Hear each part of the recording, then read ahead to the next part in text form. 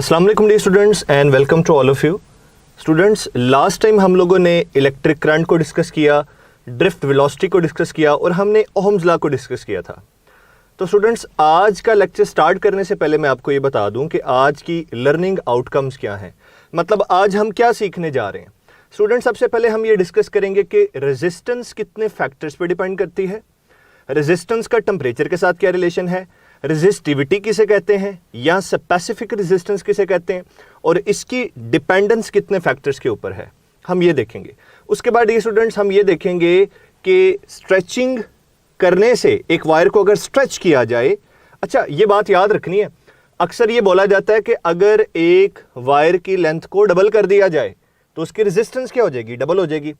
वो डबल करने का मतलब है कि फर्ज करें ये एक वायर है जिसकी लेंथ L है, इसकी लेंथ को डबल करने का मतलब है कि इतनी ही लेंथ आगे और लगा दी जाए, ये मतलब है वायर की लेंथ को डबल करने का। तो इसका मतलब है कि रेजिस्टेंस सिंपली क्या हो जाएगी, डबल। लेकिन डियर स्टूडेंट्स, अगर वर्ड स्ट्रेचिंग का आ जाए तो हम उन कॉन्सेप्ट्स को भी डिस्कस करेंगे।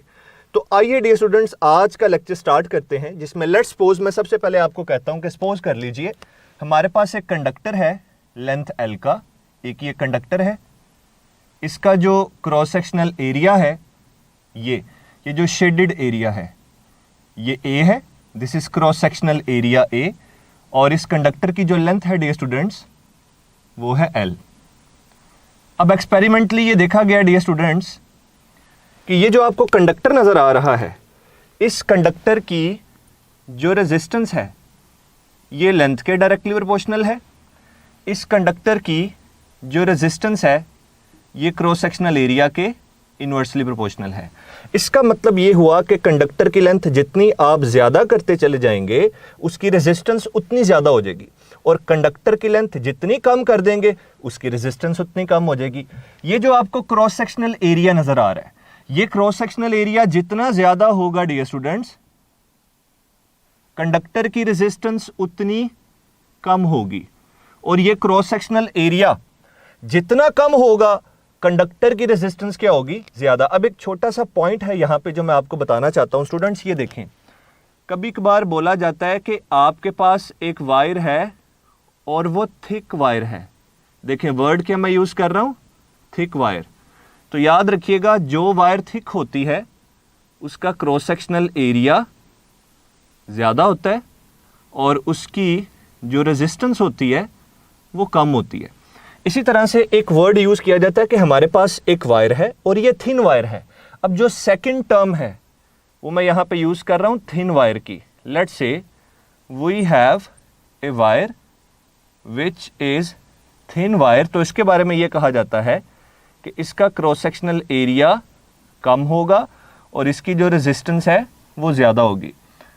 तो थिन और थिक के कॉन्सेप्ट को याद रखिएगा स्टूडेंट्स। अगर इन दो प्रोपोर्शनैलिटीज को कंबाइन कर दिया जाए तो अब हमारे पास रिलेशन आ जाएगा, यानी प्रोपोर्शनैलिटी बनेगी R is directly proportional to L over A। और आपको पता है प्रोपोर्शनैलिटी को इक्वालिटी में लाने के लिए हम एक कांस्टेंट से मल्टीप्लाई करते हैं, तो यहां पे जो हमारे पास कांस्टेंट आएगा डियर स्टूडेंट्स ये होगा रो, जिसे रेजिस्टिविटी बोला जाता है।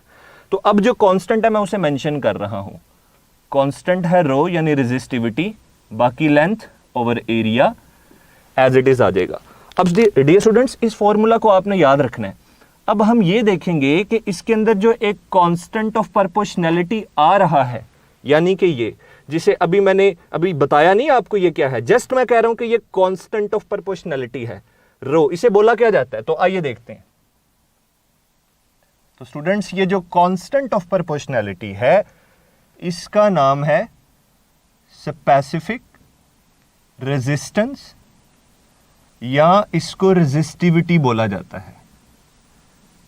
स्पेसिफिक रेजिस्टेंस कह दें, या इसका एक और नाम है रेजिस्टिविटी। अब स्टूडेंट्स ये वो पॉइंट है जहां पे बच्चा आके थोड़ा सा परेशान हो जाता है, आपके कॉन्सेप्ट्स यहां पे थोड़े से खराब हो जाते हैं अक्सर, क्योंकि आपको ये पता ही नहीं चल पाता कि रेजिस्टेंस और रेजिस्टिविटी में फर्क क्या है। तो मैंने बताया कि रो रेजिस्टिविटी है या स्पेसिफिक रेजिस्टेंस है। आइए सबसे पहले इसे डिफाइन करते हैं। तो इसकी डेफिनेशन ये है डियर स्टूडेंट्स कि it is the resistance of 1 metre cube of the conductor.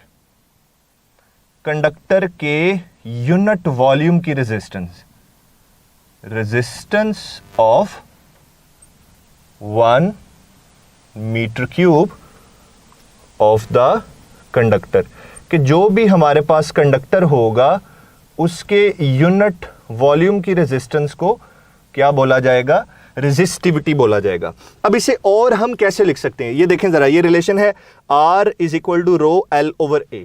अगर मैं यहां से रेजिस्टिविटी को सेपरेट करूं तो मैं लिखूंगा rho is equal to R A divided by L। जरा यूनिट्स की पहले बात कर लेते हैं, फिर जरा डिटेल में डिस्कस करते हैं रेजिस्टेंस और रेजिस्टिविटी को। एज यू नो कि जो रेजिस्टेंस है इसके यूनिट्स क्या होते हैं, ओहम, एरिया के मीटर स्क्वायर और लेंथ के क्या होते हैं, मीटर।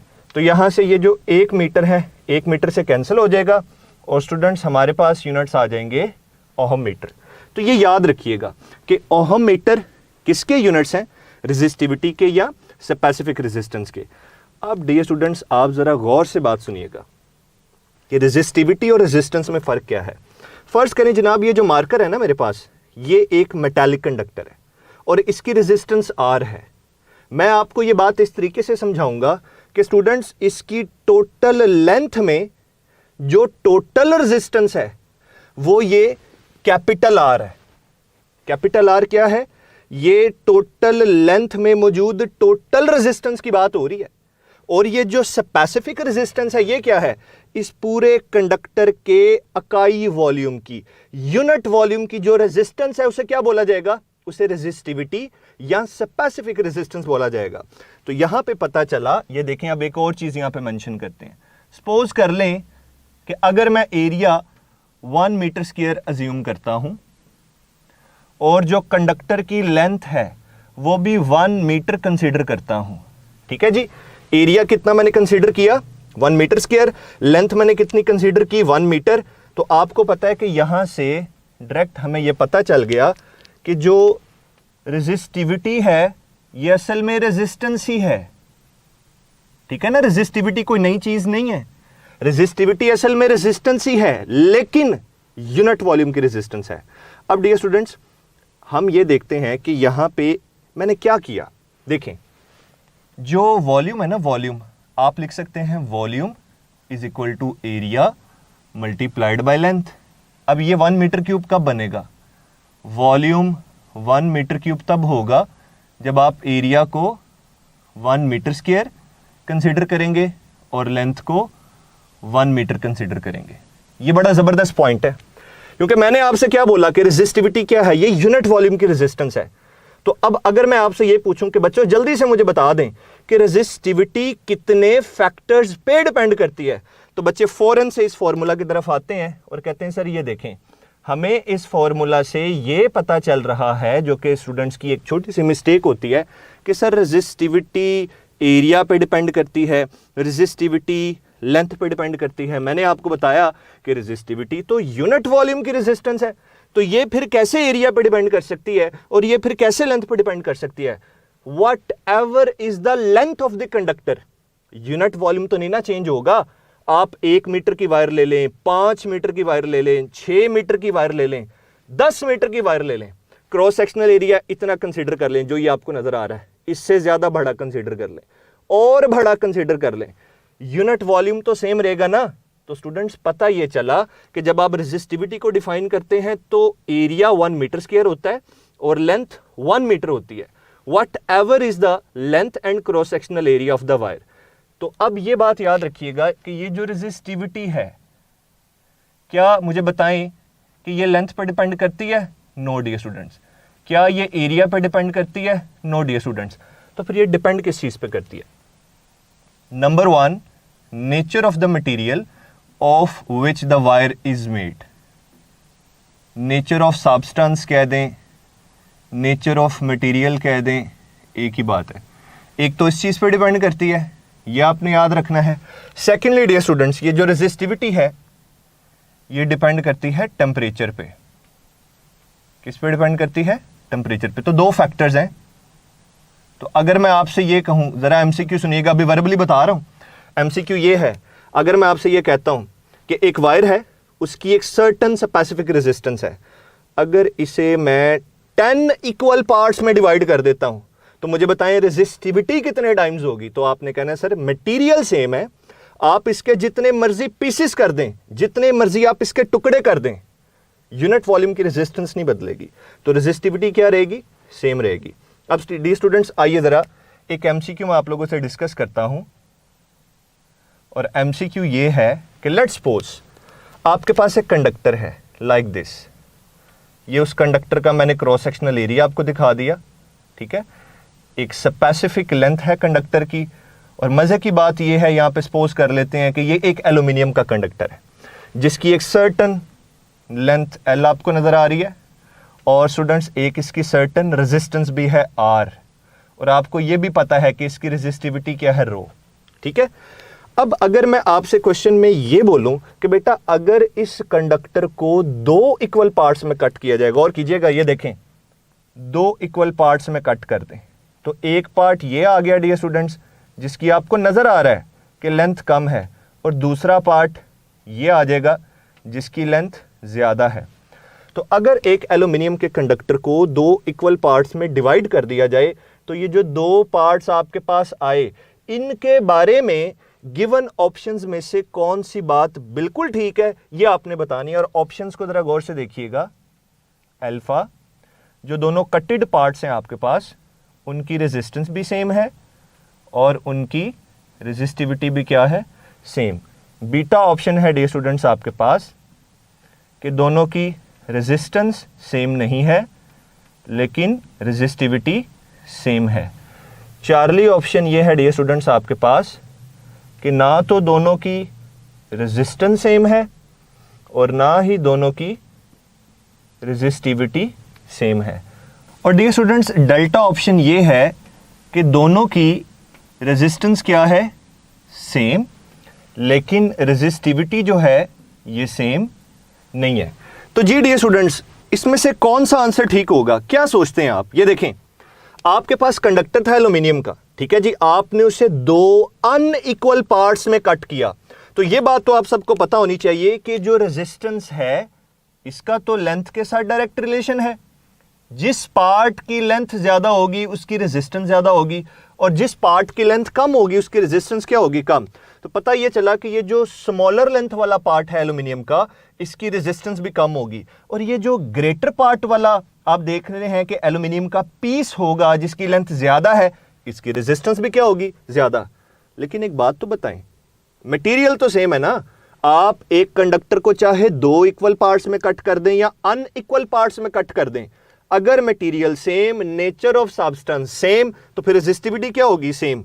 तो पता ये चला डियर स्टूडेंट्स कि यहां पे जो करेक्ट ऑप्शन होगा दैट इज बीटा, कि दोनों की रेजिस्टेंस तो सेम नहीं होगी क्योंकि दोनों की लेंथ डिफरेंट है, क्योंकि मटेरियल सेम है इस वजह से रेजिस्टिविटी क्या होगी, सेम होगी। तो इस तरह से आपको क्वेश्चंस पूछे जा सकते हैं, या मैंने आपको एक आइडिया दिया, एक कॉन्सेप्ट को समझाया कि रेजिस्टेंस और रेजिस्टिविटी बेसिकली क्या चीजें हैं। अब डियर स्टूडेंट्स एक और चीज डिस्कस करते हैं। लेट्स से अगर आपको एमसीक्यू में ये बोला जाए कि एक कंडक्टर है उसकी आप लेंथ को भी डबल कर दो, ठीक है जी, और जो एरिया है उसे भी डबल कर दो, तो रेजिस्टेंस पे क्या फर्क पड़ेगा। तो देखिए मैंने रिलेशन यूज किया R is equal to rho L over A, तो लेंथ को भी डबल कर दिया, एरिया को भी डबल कर दिया, तो आपको नजर आ रहा है 2 2 से कैंसिल हो जाएगा, तो रेजिस्टेंस क्या रहेगी dear students, it will remain the same. तो इस तरीके से आपको क्वेश्चंस पूछे जा सकते हैं। अब यहाँ पे कुछ बेसिक इंफॉर्मेशन हैं वो आपको पता होना चाहिए, जिसे मैंने लास्ट लेक्चर में भी डिस्कस किया था। वो ये है the reciprocal of conductance is known as resistance, या the reciprocal of resistance is known as conductance.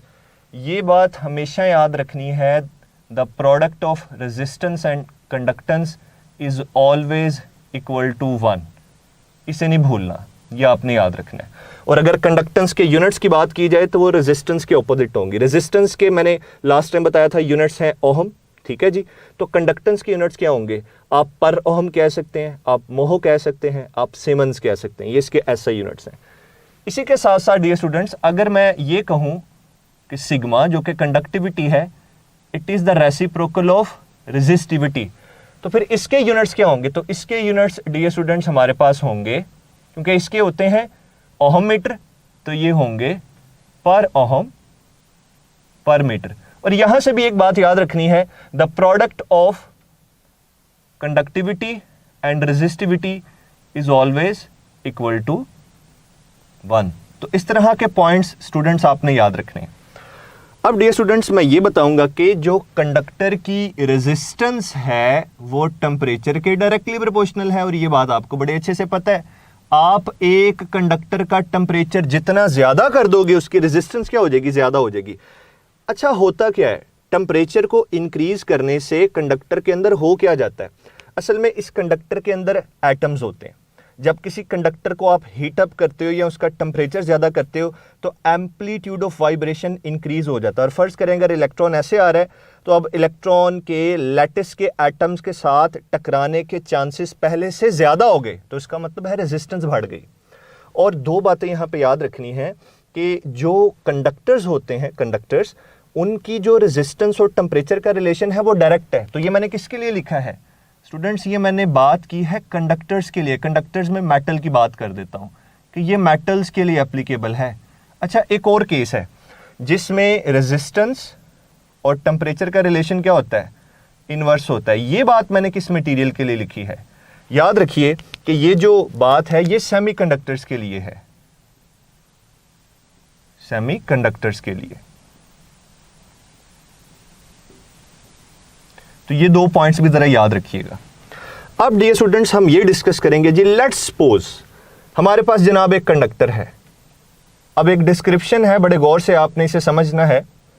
ये कंडक्टर का जो इनिशियल टेम्परेचर है ये है जनाब 0 डिग्री सेल्सियस, और 0 डिग्री सेल्सियस पे इस कंडक्टर की जो रेजिस्टेंस है वो है R0। फिर क्या किया जाता है, इस कंडक्टर को हीट अप किया जाता है या इसका टेम्परेचर पहले से बढ़ा दिया जाता है। और अब इसका टेम्परेचर, अच्छा इनिशियल टेम्परेचर को डियर स्टूडेंट्स आप लिख सकते हैं T1 कर लें आप, लेट्स से T1। फिर जब हीट अप किया तो इसका टेम्परेचर T1 से चेंज होके T2 हो गया। तो T2 टेम्परेचर जो कि एक हायर टेम्परेचर होगा, इस पे जो रेजिस्टेंस है वो R0 से इंक्रीज होके RT हो जाएगी। ठीक है डियर स्टूडेंट्स, तो अगर मैं टेम्परेचर में चेंज की बात करूं तो टेम्परेचर में चेंज आप ऐसे लिख सकते हैं, delta T is the change in temperature. ये होगा जी फाइनल माइनस इनिशियल। अच्छा, मैं यहां पे स्मॉल t यूज कर रहा हूं, और स्मॉल t किसे रिप्रेजेंट करता है, ये डिग्री सेल्सियस को रिप्रेजेंट करता है, इस चीज को याद रखिएगा। और जब टेम्परेचर के चेंज की बात की जाती है तो डिग्री सेल्सियस के चेंज की बात कर लें या केल्विन के चेंज की बात कर लें। स्टूडेंट्स, ये चेंज क्या होता है, ये चेंज सेम होता है। अब यहां से मैं आप लोगों को क्या बात बताना चाहता हूं डियर स्टूडेंट्स, आइए जरा उसे डिस्कस करते हैं। It has been seen that RT minus R0 is directly proportional to R0। अच्छा, RT माइनस R0 क्या है, it is the change in temperature. अगर किसी कंडक्टर की 0 डिग्री सेल्सियस पे ये रेजिस्टेंस पहले ही बहुत ज्यादा है, ठीक है, तो फिर जो टेम्परेचर को चेंज करने से नई रेजिस्टेंस आएगी और जो आप चेंज निकालेंगे वो चेंज बहुत ज्यादा होगा। मतलब ये कि अगर 0 डिग्री सेल्सियस पे इसकी रेजिस्टेंस पहले ही ज्यादा है तो हीट अप करने से और ज्यादा हो जाएगी, तो इसके रेजिस्टेंस में जो चेंज आएगा वो बहुत ज्यादा होगा। तो RT minus R0 is directly proportional to R0। और ये देखा गया है एक्सपेरिमेंटली के रेजिस्टेंस में जो चेंज है वो टेम्परेचर राइज के भी प्रोपोर्शनल होता है, इट इज डेल्टा T। अब यहां पे जस्ट 1 मिनट के लिए रुक जाइए डियर स्टूडेंट्स। अगर आप अपनी टेक्स्ट बुक देखेंगे ना तो वहां पे तो लिखा हुआ है T, लेकिन मैंने लेक्चर में क्या लिखा, डेल्टा T। तो इसका बड़ा सिंपल सा आंसर ये है डियर स्टूडेंट्स, जब आप अपनी टेक्स्ट बुक में नेक्स्ट पेज पे एक एग्जाम्पल देखेंगे तो वहां पे जाके वो जो सिंपल T लिखा हुआ है ना उसे टेम्परेचर राइज बोलता है। तो एक्चुअली वो टेम्परेचर नहीं है, वो टेम्परेचर का डिफरेंस है, टेम्परेचर राइज है, वो एक्चुअली डेल्टा T है। तो इसलिए मैंने इसे डेल्टा T लिखा। अब दोनों प्रोपोर्शनैलिटीज को जरा कंबाइन करें तो हमारे पास आ जाएगा RT minus R0 is directly proportional to R0 into delta T। तो dear students, RT minus R0 is directly proportional to R0 into delta T। ये RT माइनस R0 जो लिखा है इसे चेंज इन रेजिस्टेंस कहते हैं। This is the change in temperature, और are not जो है ये हमारे पास रेजिस्टेंस है एट 0 डिग्री सेल्सियस। अगर मैं इस प्रोपोर्शनैलिटी को इक्वालिटी में लेके आऊं तो डी स्टूडेंट्स मैं फर्दर लिखूंगा R T minus R naught is equal to constant of proportionality here is alpha, जिसे टेम्परेचर कोफिशिएंट ऑफ रेजिस्टेंस बोला जाता है, और आगे R naught delta T as it is आ जाएगा। अब डी स्टूडेंट्स मैं यहां से अल्फा की वैल्यू सेपरेट करूंगा, क्योंकि अल्फा को बोला जाता है टेम्परेचर कोफिशिएंट ऑफ रेजिस्टिविटी भी कह सकते हैं और रेजिस्टेंस भी कह सकते हैं। अभी आपको बताता हूं कि कब रेजिस्टिविटी बोलेंगे और कब रेजिस्टेंस बोलेंगे। देखें अल्फा एज इट इज ये आ जाएगा जी R T minus R naught divided by R naught into delta T. अब एक बड़ी जबरदस्त किस्म की इंफॉर्मेशन मैं आपको देने लगा हूं कि देखें जरूरी नहीं है, ये कोई हार्ड एंड फास्ट रूल नहीं है कि आप यहाँ पे आर टी और आर नॉट लिखो, क्योंकि ऊपर तो रेजिस्टेंस का चेंज है ना, तो रेजिस्टेंस के चेंज को आप ऐसे भी तो लिख सकते हो R2 minus R1 divided by R1 delta T. अब अगर मैं यहां से इसके यूनिट्स की बात करूं स्टूडेंट्स, तो देखें ऊपर क्या है रेजिस्टेंस का चेंज, जिसके यूनिट्स क्या होंगे ओहम, नीचे क्या है रेजिस्टेंस, तो ओहम से कैंसिल हो जाएंगे, तो अल्फा के यूनिट्स क्या बनेंगे। तो अब अल्फा के जरा यूनिट्स देखिए, इसके यूनिट्स डी स्टूडेंट्स हमारे पास होते हैं, या तो ये देखें ये टेम्परेचर का ना चेंज है, मैं बार बार इस बात पे बहुत फोकस कर रहा हूं, एम्फेसाइज कर रहा हूं कि this is not a single temperature, ये डिग्री सेल्सियस का एक सिंगल वैल्यू या सिंगल चीज नहीं है कि आप इसे जस्ट कहें जी ये 10 डिग्री सेल्सियस है, ये 50 डिग्री सेल्सियस है। No dear students, it is temperature rise या इसे टेम्परेचर का चेंज बोला जाता है। तो अब जो टेम्परेचर का चेंज है, जैसे मैंने पहले बताया था कि डिग्री सेल्सियस में और केल्विन में क्या होता है सेम, तो पता चला कि इसके दो यूनिट्स हैं, इसके यूनिट्स हो सकते हैं पर डिग्री सेल्सियस और इसके यूनिट्स हो सकते हैं पर केल्विन, इसे याद रखिएगा।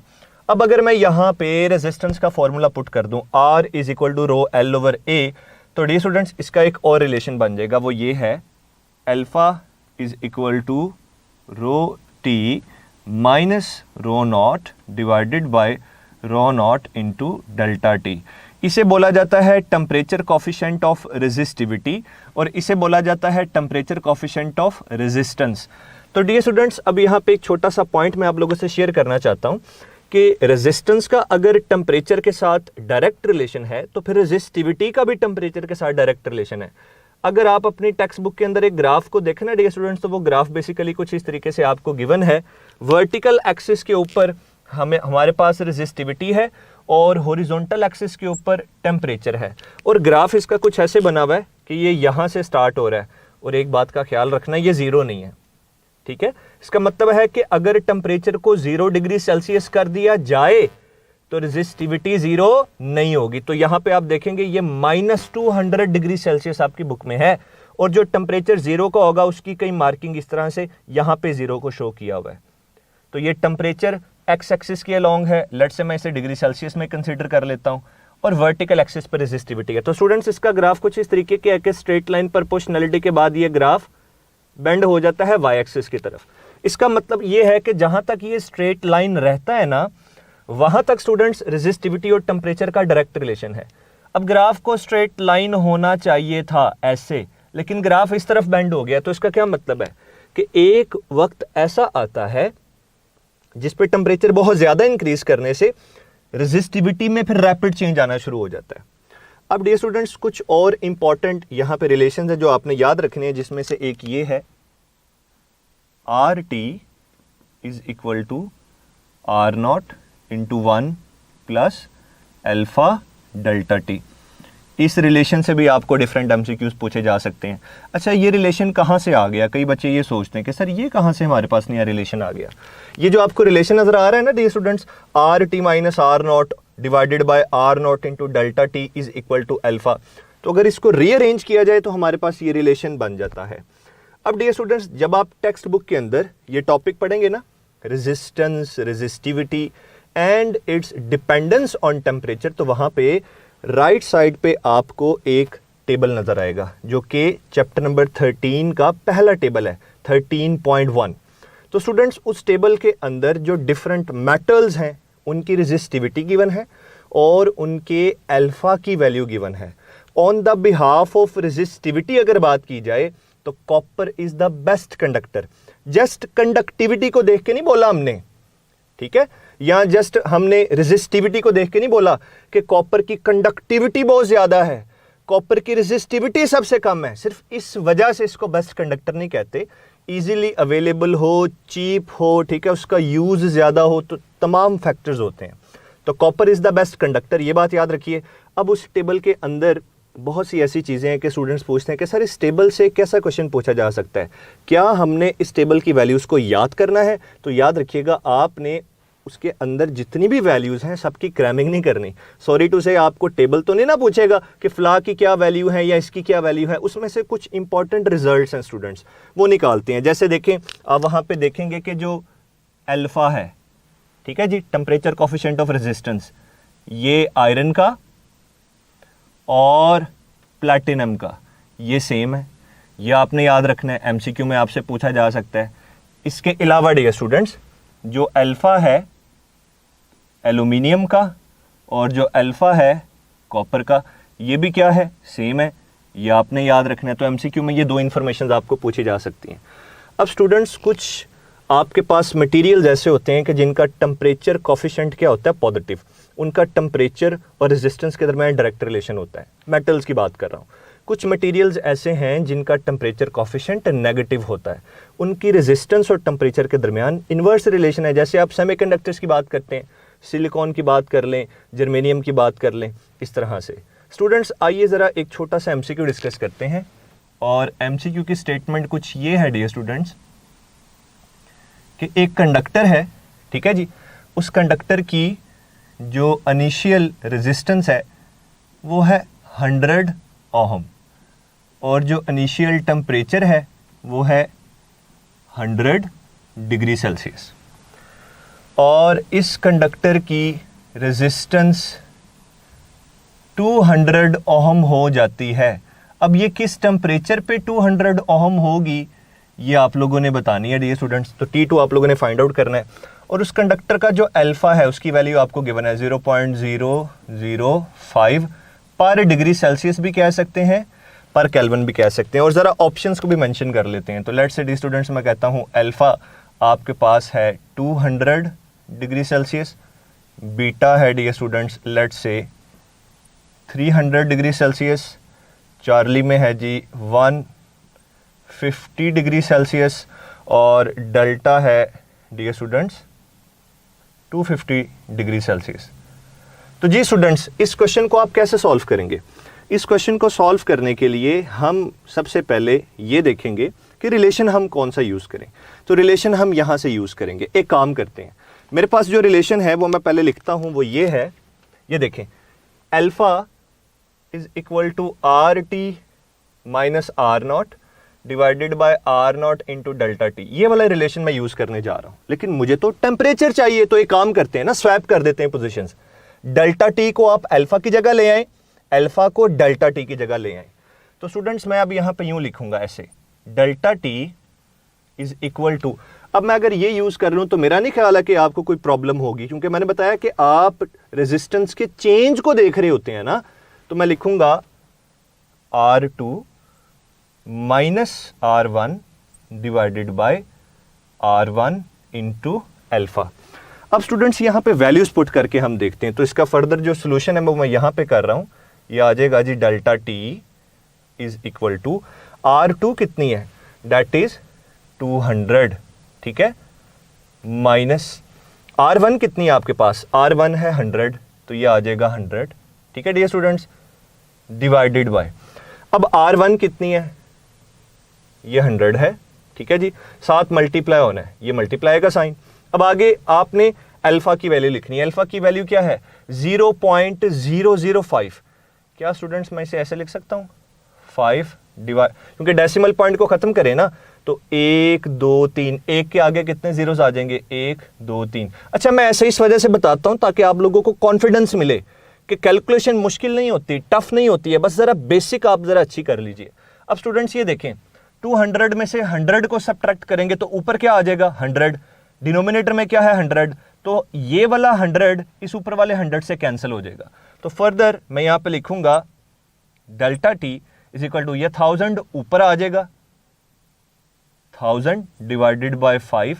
फर्दर जनाब आप इसे सॉल्व करें, डिवाइड करेंगे तो आंसर आ जाएगा 200 डिग्री सेल्सियस। अब बच्चा यहाँ पे क्या करता है, अल्फा लगा के आ जाता है। ये लें जी, मैंने आप जैसा काम किया, फौरन से मैंने कहा जी अल्फा इज द आंसर, क्योंकि अल्फा में लिखा हुआ है 200 डिग्री सेल्सियस और आप लोगों ने आंसर भी क्या निकाला, 200 डिग्री सेल्सियस। तो डियर स्टूडेंट्स, ये आपकी सबसे बड़ी मिस्टेक है, आंसर अल्फा नहीं है, दिस इज रॉन्ग, ये आंसर नहीं है। क्यों? आप अपनी टेक्स्ट बुक के मुताबिक काम करते हो, आप फॉर्मूला यूज करते हो, आप यहां पे टी नहीं लिखते, आप क्या लिखते हैं, भूल जाते हैं ना, आप लिखते हैं डेल्टा टी। ठीक है, डेल्टा टी की बजाय आप टी यूज कर लेते हैं। मेरी बात समझ आई है? आप टेक्स्ट बुक के मुताबिक ये रिलेशन पिक करते हैं। मैंने तो यहां पे डेल्टा टी लिखा है ना, आप क्या लिखते हैं, टी। तो फिर आप ये समझ बैठते हैं कि आंसर जो आया है वो ये वाला टेम्परेचर आ गया जो हमें रिक्वायर्ड था। तो डियर स्टूडेंट्स याद रखिएगा, अभी आप लोगों ने टेम्परेचर का चेंज कैलकुलेट किया है। टेम्परेचर के चेंज को फर्दर आप ऐसे लिखेंगे, delta T is equal to T2 minus T1। अब डेल्टा टी की वैल्यू 200 डिग्री सेल्सियस है, T1 की वैल्यू कितनी है, 100 डिग्री सेल्सियस। T2 यहां से निकालें तो T2 is equal to delta T plus T1। तो स्टूडेंट्स ये देखें, डेल्टा टी की वैल्यू है 200, T1 की वैल्यू है 100, तो it will be 300 degree Celsius. तो हमारा जो करेक्ट ऑप्शन होगा dear students, that will be 300 degree Celsius. तो इस पॉइंट को याद रखिएगा और नेक्स्ट टाइम से आपने ये देखना है कि क्या बात हो रही है। अच्छा, कई दफ़ा ये रिलेशन भी यूज़ किया जाएगा, आपको एमसीक्यू इस तरीके से पूछा जाएगा, आपको 0 डिग्री सेल्सियस पे रेजिस्टेंस गिवन होगी, आपको अल्फा गिवन होगा, आपको 2 टेम्परेचर्स गिवन हो सकते हैं, उनका चेंज ले लीजिएगा, या आपको टेम्परेचर राइज का मतलब है टेम्परेचर का चेंज गिवन है, डेल्टा टी आपको गिवन है। तो यहाँ से सॉल्व करके T डिग्री सेल्सियस पे आप रेजिस्टेंस बता सकते हैं। अब एक और यहाँ पे इंपॉर्टेंट बात है, अगर एमसीक्यू ऐसा आ जाए कि RT divided by R0 ratio find out करनी है, तो वो किसके इक्वल होगी, 1 plus alpha delta T. Students आइए एक और एमसीक्यू डिस्कस करते हैं, और ये बड़ा ज़बरदस्त किस्म का एक एमसीक्यू है, ग्राफिकल। देखते हैं इसकी क्या सिग्निफिकेंस है। आपको बेटा एक ग्राफ गिवन है इस तरीके से, जैसे ये ग्राफ मैं आपके सामने ड्रॉ कर रहा हूँ, दिस इज ग्राफ। ठीक है जी, हॉरिजॉन्टल एक्सिस के ऊपर आपको गिवन है टेम्परेचर, और जो वर्टिकल एक्सिस है डियर स्टूडेंट्स, यहाँ पे रेजिस्टेंस है इन ओहम। ठीक है, और ग्राफ कुछ इस तरीके से है, ऐसे लाइक दिस, यहाँ से स्टार्ट होके यूं जा रहा है ग्राफ। तो ये वैल्यू आपको गिवन है, इस वैल्यू को भी याद रखें, क्योंकि ये रेजिस्टेंस की वैल्यू है, ये 0.0 है, यानी ये टेम्परेचर है। तो ये वैल्यू है लेट्स से 40 ओहम। ठीक है, ये 40 ओहम है, और जो ये वैल्यू है, ठीक है जी, इसकी भी मैं वैल्यू लिख देता हूं, ये आपको गिवन है लेट्स से 50 ओहम। ठीक है, और आपसे ये कहा जाता है कि आपने इस ग्राफ से किस चीज़ की वैल्यू फाइंड आउट करनी है, आपने अल्फा को फाइंड आउट करना है। तो जी dear students, any one of you कर सकते हैं सॉल्व इसे। पहले ऑप्शंस देख लें, 0.004, ठीक है जी, पर केल्विन। बीटा में मैं लिखता हूँ 0.005 पर केल्विन। चार्ली में मैं लिखता हूँ 0, और डेल्टा में मैं मेंशन कर रहा हूँ 0.003 पर केल्विन। जी तो डियर स्टूडेंट्स, आइडिया है आपको कि इस तरह के क्वेश्चंस को कैसे सॉल्व करेंगे।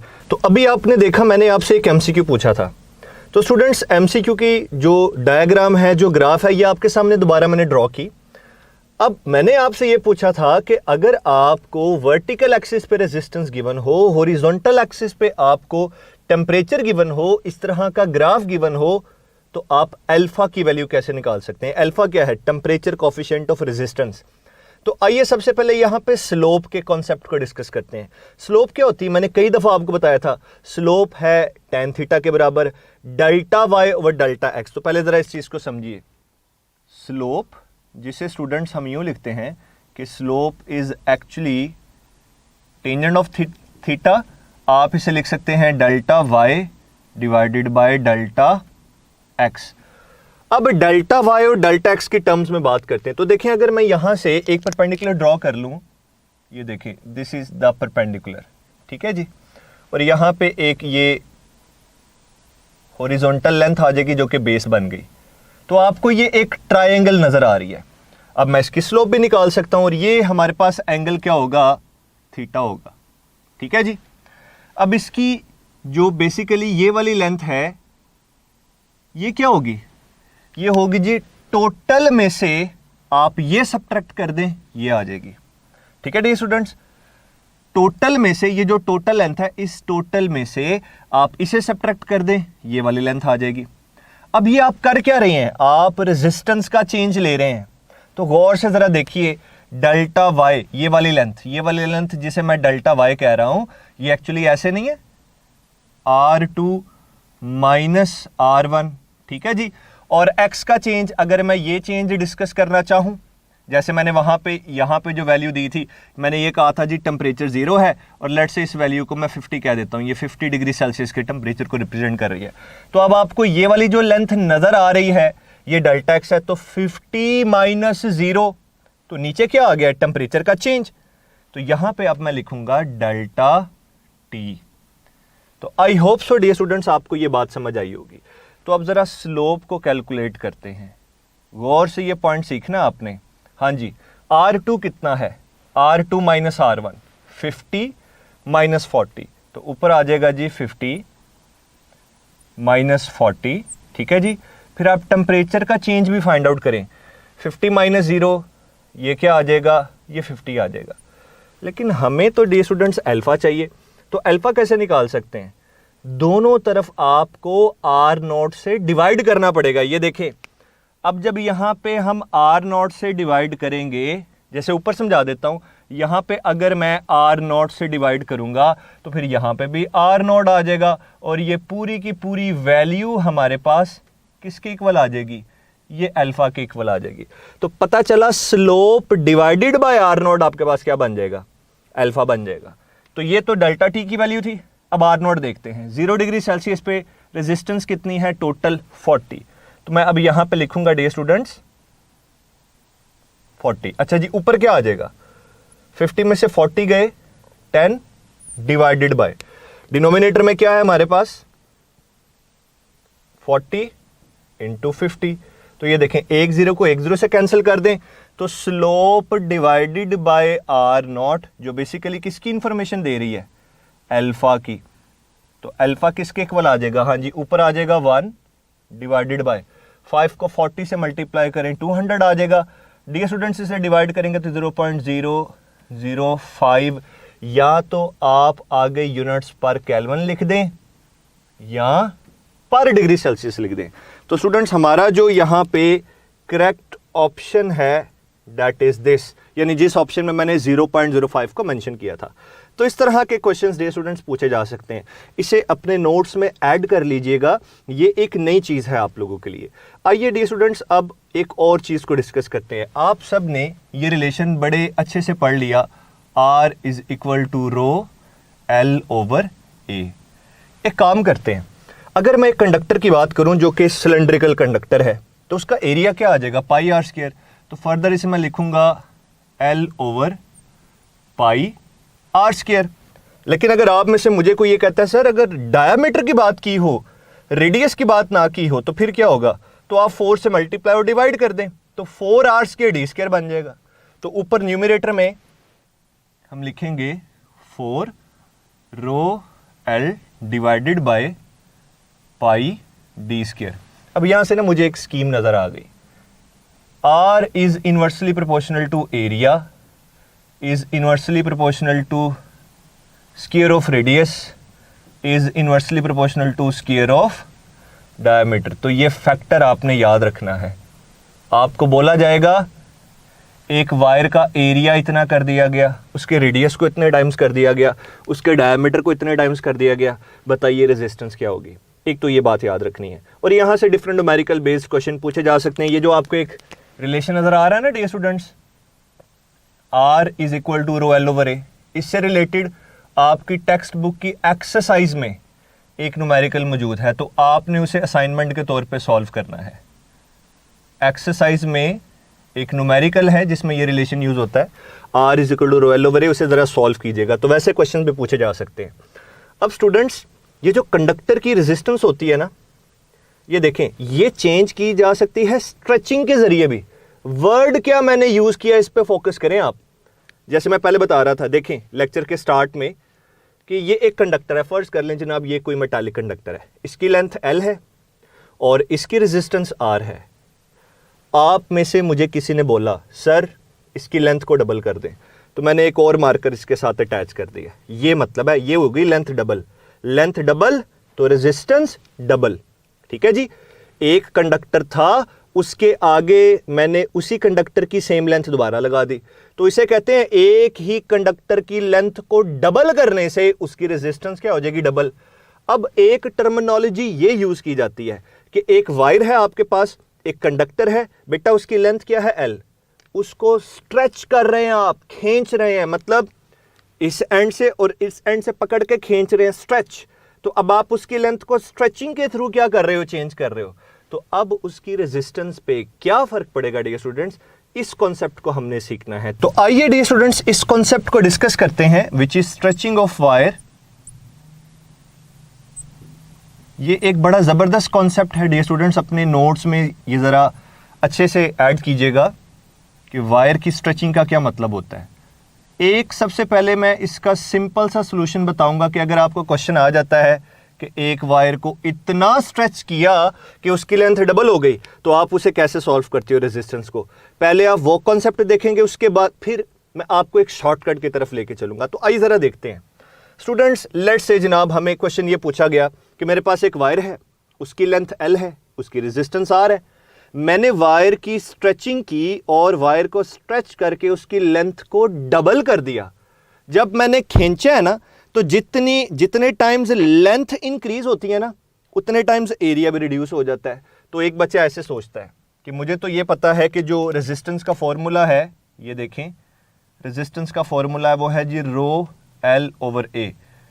तो जब वो स्ट्रेचिंग का कॉन्सेप्ट अप्लाई करता है ना, तो उसने माइंड में ये सोचना है कि जब आप एक वायर को डबल कर देंगे बाय स्ट्रेचिंग, तो उसका एरिया क्या हो जाएगा, जितने टाइम्स लेंथ इंक्रीज करेगी उतने टाइम्स एरिया डिक्रीज करेगा। अगर आपने स्ट्रेचिंग के जरिए वायर की लेंथ को डबल कर दिया है तो एरिया हाफ हो जाएगा। और ये देखें, ये 2 ऊपर जाके मल्टीप्लाई होगा, तो new resistance will be 4 rho L over A। अब rho L over A resistance है, तो न्यू रेजिस्टेंस कितनी आ गई, 4 टाइम्स आ गई। अब डियर स्टूडेंट्स ये सॉल्यूशन बिल्कुल ठीक है, ये अप्रोच बिल्कुल ठीक है, मुझे इस अप्रोच से किसी किस्म का कोई इतराज नहीं है। आप में से बहुत से स्टूडेंट्स ऐसे करते होंगे, दैट्स फाइन, दैट्स गुड। लेकिन मैं ये चाहता हूं कि जब आप स्ट्रेचिंग के क्वेश्चन को सॉल्व कर रहे हो ना, तो और क्वेश्चन में ये बोला जाए कि जनाब हमने वायर की लेंथ को 4 गुना कर दिया स्ट्रेचिंग के जरिए, 5 गुना कर दिया, 6 गुना कर दिया, तो आप सिर्फ लेंथ के साथ कंसर्न्ड रहे, आपको एरिया का ना सोचना पड़े। तो ऐसा कैसे हो सकता है?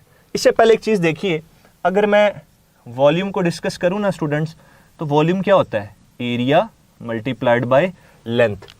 जब आप स्ट्रेचिंग के जरिए किसी भी वायर की लेंथ को इंक्रीज करते हैं तो उतने टाइम्स एरिया क्या हो जाता है, रिड्यूस हो जाता है। तो ये वॉल्यूम क्या रहता है स्टूडेंट्स, वॉल्यूम सेम रहता है। तो हमने ये सीख लिया कि जब स्ट्रेचिंग की जाएगी तो वॉल्यूम क्या रहेगा, सेम रहेगा। अब मैं आपको शॉर्टकट की तरफ लेके चलता हूं स्टूडेंट्स। शॉर्टकट ये है, जरा गौर कीजिएगा, रिलेशन है R is equal to rho L over A। इस फॉर्मूला में आप लेंथ से मल्टीप्लाई भी कर दें और डिवाइड भी कर दें, तो फिर देखते हैं क्या बनता है। ये देखें, जब इसी फॉर्मूला में मैं लेंथ से मल्टीप्लाई भी कर दूंगा, लेंथ से डिवाइड भी कर दूंगा, तो स्टूडेंट्स ऊपर बन जाएगा रो L स्क्वायर, डिनोमिनेटर में एरिया मल्टीप्लाइड बाय लेंथ। जैसे मैंने यहां पे एक्सप्लेन किया, तो डिनोमिनेटर में वॉल्यूम आ जाएगा। और ये बात आपको पता है कि जब वायर की स्ट्रेचिंग की जाती है तो उसका वॉल्यूम क्या रहता है, सेम। अब स्पेसिफिक रेजिस्टेंस ये नेचर ऑफ मटेरियल या सब्सटेंस पर डिपेंड करती है, तो ना तो रेजिस्टिविटी चेंज होगी स्ट्रेचिंग करने से, ना वॉल्यूम चेंज होगा। तो रो और वी यहां पर कांस्टेंट है, तो स्टूडेंट्स यहां से हमारे पास एक रिलेशन आ जाता है वायर की स्ट्रेचिंग के लिए, जो कि ये है R is directly proportional to L square, और ये एक बड़ा इंपॉर्टेंट रिलेशन है। अब यहां से आपने क्वेश्चन को सॉल्व करना है। अब मैं दोबारा से इस क्वेश्चन को रीड करता हूं। मैंने स्टार्ट में क्वेश्चन ये किया था कि अगर एक वायर की लेंथ को बाय स्ट्रेचिंग आप डबल कर देते हैं तो रेजिस्टेंस कितने टाइम हो जाएगी, इस फॉर्मूला में पुट करूंगा। तो देखें जरा ये फॉर्मूला कैसे यूज होगा। मैं लिखूंगा R is directly proportional to, जी बताइए लेंथ कितनी की डबल, तो ये आ जाएगा 2L का स्क्वायर। फर्दर नेक्स्ट स्टेप में मुझे ये बताओ जल्दी से बच्चों कि L स्क्वायर के साथ स्क्वायर लेने के बाद फैक्टर क्या आ जाएगा, तो देखें L स्क्वायर का फैक्टर क्या हो जाएगा 4 टाइम्स, तो रेजिस्टेंस भी कितनी हो जाएगी 4 टाइम्स। तो देखें मैंने जस्ट क्या किया, लेंथ के स्क्वायर से सॉल्यूशन की आंसर बिल्कुल ठीक आया। यहां पे भी क्या आंसर आ रहा था 4 टाइम्स होगी रेजिस्टेंस, यहां पे भी क्या आंसर आ गया 4 टाइम्स होगी रेजिस्टेंस। तो डियर स्टूडेंट्स इस कॉन्सेप्ट को आपने याद रखना है। अच्छा कई दफा ये होता है क्वेश्चन इस तरीके से पूछा जाता है, वो आपको ये कहता है कि हमने एक वायर को स्ट्रेच किया, उसका एरिया 2 टाइम्स डिक्रीज हो गया स्ट्रेचिंग से, बताएं रेजिस्टेंस क्या होगी। अब आप इसे कैसे सॉल्व करेंगे, आप इस कॉन्सेप्ट को एक सेकंड के लिए माइंड में सोचिए कि आप इसे कैसे करेंगे, लेकिन तब तक मैं आपको एक और छोटा सा नया पॉइंट सिखाता हूं। स्टूडेंट्स कई दफा आप आपस में बहस कर रहे होते हैं, एक बच्चा कहता है कि जो रेजिस्टेंस है वो मास पे डिपेंड करती है, दूसरा बच्चा कहता है नहीं नहीं ये देखें जी फॉर्मूला तो ये है R is equal to L over A, तो दिखाओ इसमें कहां है मास। तो वायर का जो मास है रेजिस्टेंस उस पर डिपेंड नहीं करती। अब एक काम करते हैं, मैं आपको यहां पे एक रिलेशन बना के देता हूं। ये देखें, ये आपको नजर आ रहा होगा रो L ओवर A, ठीक है जी। इसको दोबारा यूज कर रहे हैं हम, रो L स्क्वायर ओवर V, ठीक है। रो L ओवर A को हमने ट्रांसफॉर्म किया था इसमें, यानी रो L स्क्वायर ओवर V बन गया था। इसे जरा यूज करते हैं। डेंसिटी किसके बराबर होती है, जरा डेंसिटी को भी देख लेते हैं। डेंसिटी होती है जी mass per unit volume, density is equal to mass per unit volume, ठीक है जी। अब यहां पे डेंसिटी का सिंबल मैंने रो नहीं लिखा, वजह पता क्या है, क्योंकि ये है रेजिस्टिविटी, तो डेंसिटी इसके साथ मिक्स ना हो जाए, तो मैंने डेंसिटी को सिंपली D कह दिया। अब यहां से हम वॉल्यूम सेपरेट करते हैं। स्टूडेंट्स जब यहां से वॉल्यूम सेपरेट करेंगे तो ये बनेगा मास डिवाइडेड बाय डेंसिटी। जस्ट आप ये देखें कि रिलेशंस के साथ हम कैसे प्ले कर रहे हैं, रिलेशंस को हम कैसे जस्टिफाई कर रहे हैं।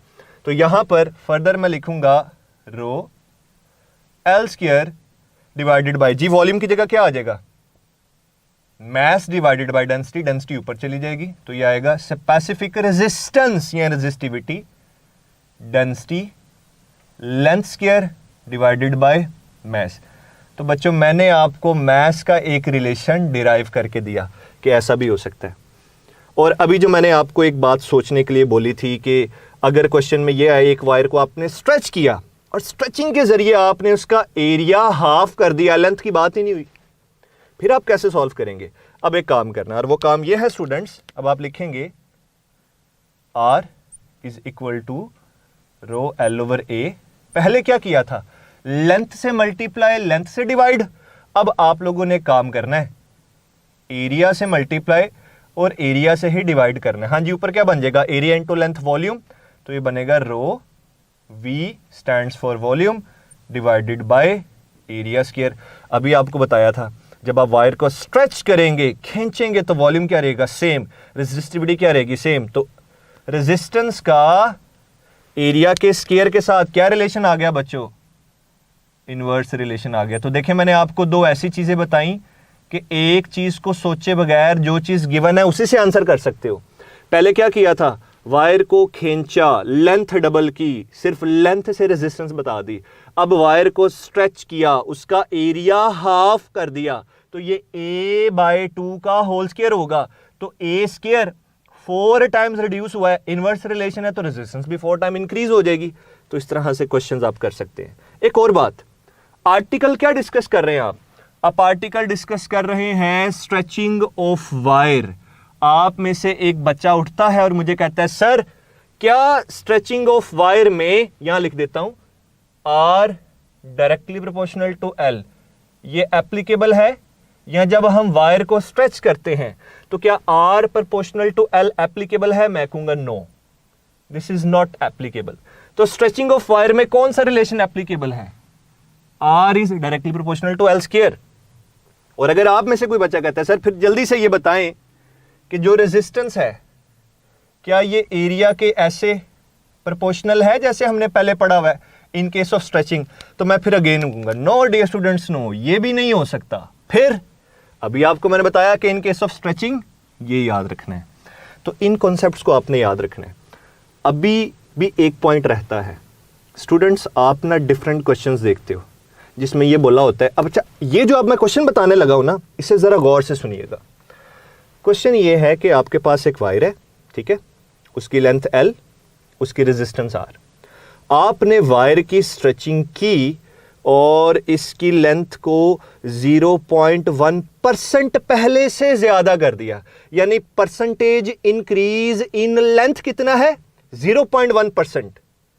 तो फिर जल्दी से मुझे ये बताएं कि परसेंटेज इंक्रीज इन रेजिस्टेंस कितना होगा। ठीक है स्टूडेंट्स, तो अगर ऐसा क्वेश्चन आ जाए तो आप क्या करेंगे? तो देखिए इसका सोल्यूशन मैं आपको डायरेक्ट बता देता हूं। कभी किसी ज़माने में आप लोगों ने फर्स्ट ईयर में वो पढ़ा था परसेंटेज अनसर्टेनिटी को, पावर रूल, वहाँ पे शायद आप लोगों ने पढ़ा हो कि पावर स्टार्ट में आ जाती है। तो अब ज़रा उसे देखिएगा स्टूडेंट्स। मुझे ये पता है कि स्ट्रेचिंग के केस में जो चीज़ एप्लीकेबल है that is R is directly proportional to L square, that's fine. अब रेजिस्टेंस की परसेंटेज अनसर्टेनिटी की बात कर लो या परसेंटेज इंक्रीज की बात कर लो, लेंथ की परसेंटेज अनसर्टेनिटी की बात कर लो, परसेंटेज अनसर्टेनिटी कह दें, परसेंटेज एरर कह दें, परसेंटेज इंक्रीज कह दें, एक ही बात है। ठीक है, अब इसे लिखते कैसे हैं? ऐसे लिखते हैं delta R divided by R, ठीक है जी, ये परसेंटेज इंक्रीज इन रेजिस्टेंस है। पावर रूल ये कहता है कि ये 2 स्टार्ट में आ जाएगा, आगे आप लिखेंगे delta L divided by L। ठीक है, ये सारा परसेंटेज में डिस्कस हो रहा है, वो मैं मेंशन नहीं कर रहा। This is the percentage increase in resistance is equal to 2 into percentage increase in length. अब आपको percentage increase in length given है कितना? 0.1%। तो ये देखें, ये वाला 2 एज इट इज आ गया, ये परसेंटेज इंक्रीज इन लेंथ है। मैं फिर कह रहा हूं, मैं साथ 100% नहीं लिख रहा, आप लिख लीजिएगा। मतलब आप इसे अपने नोट्स में ऐसे लिखेंगे delta R divided by R multiplied by 100%, उधर लिखेंगे 2 into delta L divided by L multiplied by 100%। तो मैं डायरेक्ट बात कर रहा हूं कि ये आपको गिवन है परसेंटेज इंक्रीज इन लेंथ, वो कितना है? 0.1%। तो मैंने यहां पर लिख दिया 0.1%। तो फिर बताओ परसेंटेज इंक्रीज इन रेजिस्टेंस कितना हुआ? 2 से मल्टीप्लाई कर दो, तो स्टूडेंट्स ये बन जाएगा 0.2%। तो स्टूडेंट्स इस तरह के क्वेश्चंस आपको पूछे जा सकते हैं। ये आर्टिकल देखने में टेक्स्ट बुक से बड़ा छोटा लगता है, लेकिन लिटरली ये बहुत इंपॉर्टेंट है और इसमें डिफरेंट वेरिएशंस हैं। स्टूडेंट्स इस सारे आर्टिकल को अच्छे तरीके से रीड आउट कीजिएगा। टेक्स्ट बुक के अंदर जितनी एग्जाम्पल्स हैं इससे रिलेटेड उन्हें सॉल्व करें। एक्सरसाइज में जाएं, शॉर्ट क्वेश्चंस को पढ़ें जो इस टॉपिक से रिलेटेड हैं, न्यूमेरिकल्स को सॉल्व करें। और अगर फिर भी आपको किसी भी कॉन्सेप्ट में कोई आपको लगता है कि मसला है, कुछ चीज़ डिस्कस करनी है, तो ऐप के थ्रू ज़रूर मुझसे डिस्कस करें। अपना ख्याल रखिएगा dear students, thank you so much and अल्लाह हाफिज़।